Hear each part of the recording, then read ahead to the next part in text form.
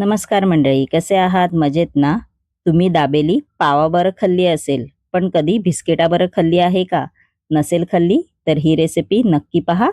चला तर रेसिपीला आपण आता सुरुवात करूया हा. प्रथम इकडे मी दाबेलीची भाजी करून घेतलेली आहे. या रेसिपीचा फुल व्हिडिओ माझ्या यूट्यूबच्या चॅनेलवर मी अपलोड केलेला आहे. तिकडे तुम्ही जाऊन पाहू शकता. अशी दाबेलीची भाजी करून घ्यायची आहे. बघू शकता तुम्ही. त्यानंतर इकडे मी बिस्किट घेतलेला आहे, मस्का चस्का. त्यानंतर दाबेलीची भाजी, कांदा, शेव आणि डाळिंब असं एक मिश्रण केलेलं आहे.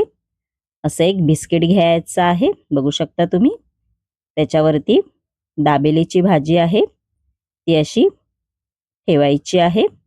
एकदम हलक्या हाताने ही प्रोसेस करायची आहे, नाहीतर आपलं जे बिस्किट आहे ते तुटून जाईल. बघू शकता, असं करून घ्यायचं. त्याच्यानंतर त्याच्यावर आणखीन एक बिस्किट लावायचं आहे, बघू शकता तुम्ही.